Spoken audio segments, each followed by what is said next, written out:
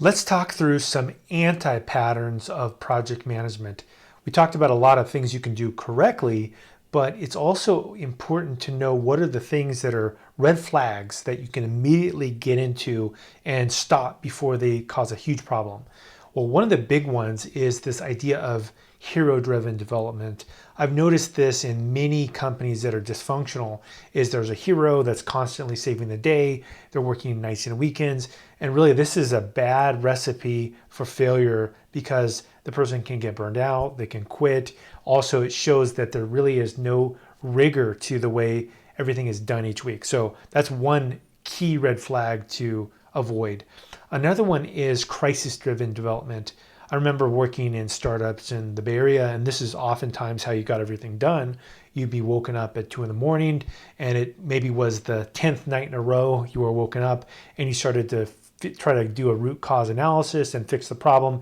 Eventually, before you know it, the only way you get any development done is in the middle of some huge crisis where everyone's really catching up to the last mistake that you made and fixing it, and you're catching your tail and you're just running in circles. And this is no way to really live your life, let alone run a company. So if you're constantly in a state of crisis, it's important to step back and solve why you're getting into that crisis instead of using that as a way to develop software.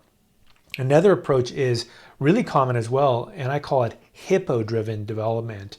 And Hippo stands for the highest paid person's opinion. And a lot of times what will happen is there'll be maybe like a week schedule or a 2-week schedule, and then the CEO or a key investor or somebody really important will come in and say, listen, I want to change this. I want to change this. And obviously it's important to have executives giving their input, but that should be done beforehand and it should be baked out into a process.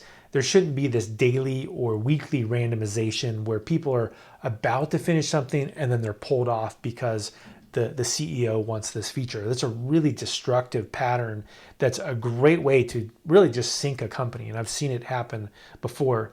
Another one that's kind of a counterintuitive anti-pattern is this idea of heavy Scrum.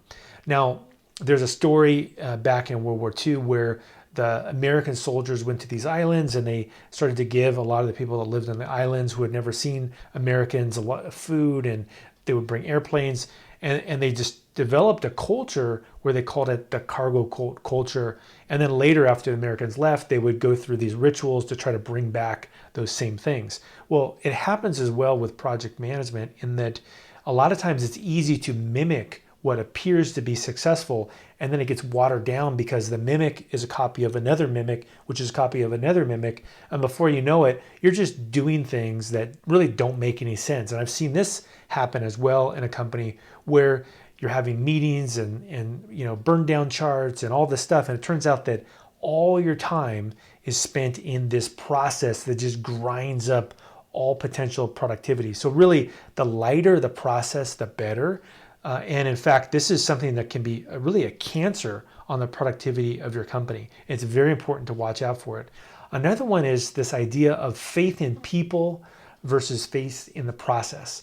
And it's good to have a very small but effective process, but not only believe in people. And the reason why this is so important is that this really is a tie-in to the heroic-driven development. But if someone says, hey, just trust me, or let's just do this the way that I want to, and I'll give it to you in a month, or, don't worry, it'll get done, but there's no progress that's ever shown, that's really a destructive and counterproductive way to build software. It doesn't mean you shouldn't trust people. What it means is that the person that you're working with or the team that you're working with needs to deliver incremental results. And a lot of the failures that I've had in my career, I've had a lot of success, but I've also had a lot of failure.